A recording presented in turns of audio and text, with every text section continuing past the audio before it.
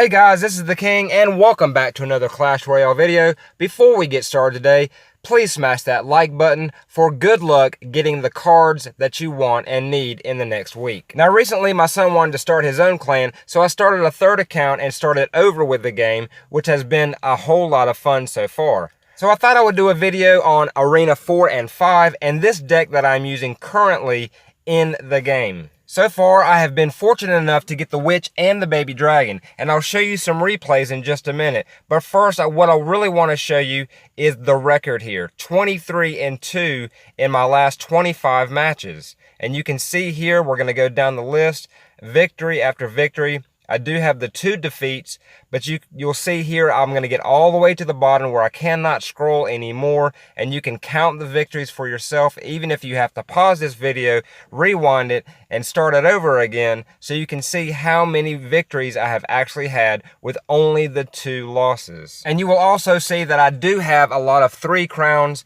but the main thing is the wins. Whether it's 1, 2, or 3, it doesn't matter. Winning is what is important here, especially when you are trying to push trophies, get your crown chest daily. I really suggest you guys do that. And this deck has been such a beast for me that I have actually had people leave the match early or leave the match like with a minute left. It's absolutely insane how good this deck is for Arena 4 and Arena 5. Now, I haven't got to Arena 6 yet, but that is coming, and I'm going to see if this deck can push me up to Arena 6 and maybe even into Arena 7. That would be absolutely outstanding. So I'll show you a few replays now so that you can see how this deck works and how to use this deck and utilize this deck in the best way. Now, the first thing he does here is he lays down an X-Bow, which can be very annoying, but because you have the Giant, and luckily I have the Giant in my starting hand, the best thing to do is to drop the Giant off at the bridge and make sure that that X-Bow locks onto him. He will soak up all of that damage and take out the X-Bow. But you also need to lay some other troops down because now the X-Bow is actually locked onto your Giant and it will not hit your other troops.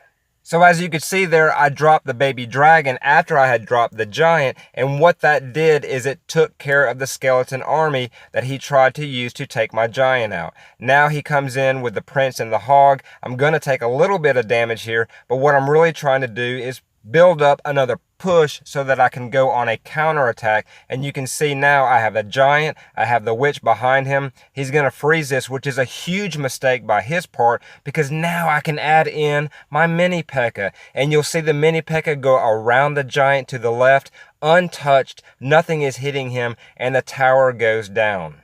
Now I want to try to keep this push going since my Witch and my Bomber are at full health. I'm going to drop the Musketeer in the middle to try to do damage to the right-hand tower, but he's going to drop his Prince down, which makes my Musketeer retarget onto his Prince. His Prince will come all the way over, take her out, and now he is on his counterattack. I have to use a Fireball here so he doesn't take the tower all the way down. So now I'm going to let my Elixir build up.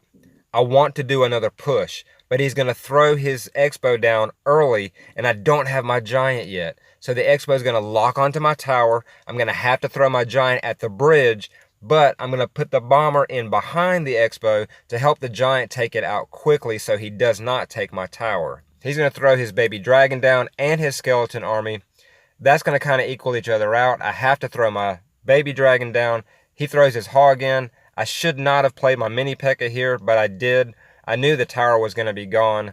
But what you'll see here is that my Musketeer actually got to do some damage on his right tower. I Fireball it to take it out. Now I'm up 2-1. 30 seconds left. The main thing I have to do now is defend. He throws another X-Bow down. I throw my Witch down, which is going to make his X-Bow lock onto my Witch and not my tower. Here he comes with the skeleton army again. I've got my Baby Dragon in.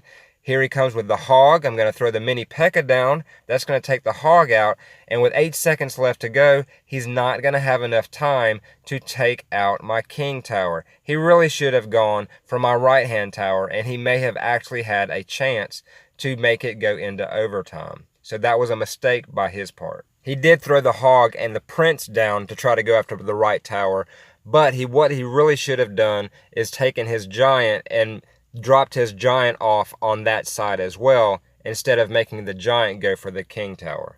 Now we'll get into another replay here, so you can see again, more of how this deck does against different cards and against different decks. So again, we're going to let our elixir build to 10. We really want to try to get our elixir to 10 before we even think about laying a card down. Now, a lot of times I do not like to go first. I like to let the other person go first so I can see what they're going to try to push at me, and I know how to defend, and it also lets me know a little bit of what cards they might actually have. Some people will wait and wait and wait, which you see we're both doing here. And eventually someone's going to throw a card out, and usually it's a cheap card, like a 2 elixir, 3 elixir card. So that's what he does. He comes in with fire spirits. He wants to see how I'm going to defend against him. So I'm going to lay down my musketeer. Now normally that's not the only way to defend against the fire spirits, but it's a good way if your tower cannot just take them out on its own. So he comes in with the wizard, and he's going to fireball my witch, but I'm going to lay my mini P.E.K.K.A. down because my mini P.E.K.K.A. is an excellent counter to the wizard. He usually takes him out in one shot. He comes in with a minion horde, but that's okay. I've got my baby dragon, I've got my witch there, and some arrows. I want my baby dragon to get some shots in on the tower, and that's exactly what it does. It locks in on the tower and gets some damage done. Now he comes in with his own baby dragon, because he used it to defend against my baby dragon. My musketeer was in rotation. I'm throwing my musketeer down. Now he lays down an inferno tower behind his tower. Guys, this is a huge mistake. Never, ever, ever do this. You want your inferno tower to be placed in the middle, so it will make your opponent's troops target onto that while your tower actually does most of the damage to take them out. So you'll see there, I threw the witch down, the bomber down to take the hog out. I'm going to go ahead and fireball here to take his inferno tower out. And now he comes in with fire spirits because she was weak from the fireball. Now we're at 2 elixir, 2 times elixir. He's going to come in with a minion horde. Now I'm going to go ahead and drop my giant down, arrow that. Now he comes in with his barbs.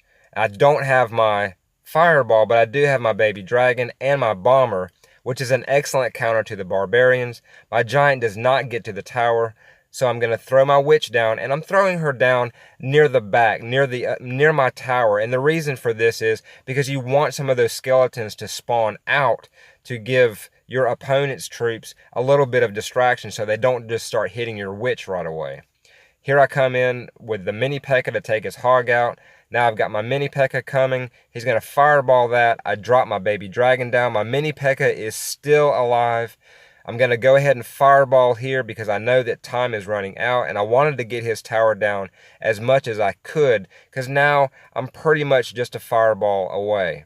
So now he's going to drop off the Inferno Tower in front of his tower, throw his minions down to try to protect his Inferno Tower, but it's not really going to matter. I'm actually just a fireball away, and that's just what I'm waiting for, is to get that back in rotation. I'm going to throw my giant out just for a little bit of distraction, my baby dragon to take those barbs out. I want my giant to keep moving here. I'm going to arrow those fire spirits. My giant's still kind of going there. Here comes the fireball. Now the fireball did not take it out, but that's okay because we have arrows. And his tower is just an arrow away from going down with 17 seconds left. So we're just going to keep defending here and trying to cycle to our arrows. And here they come right now, and that's the game.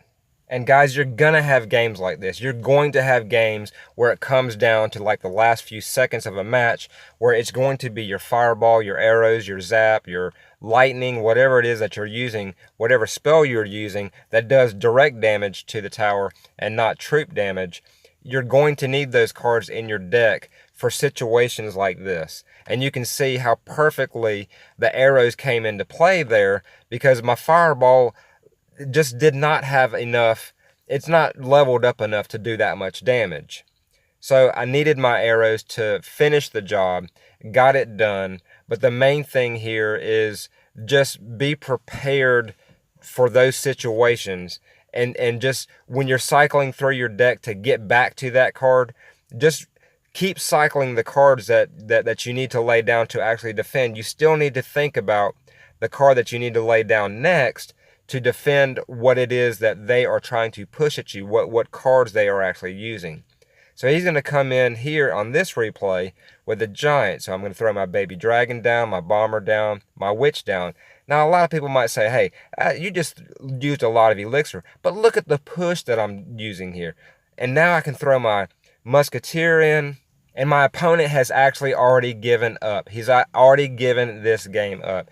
Here comes a easy 3 crown for the win. And all he threw down in this match was his giant.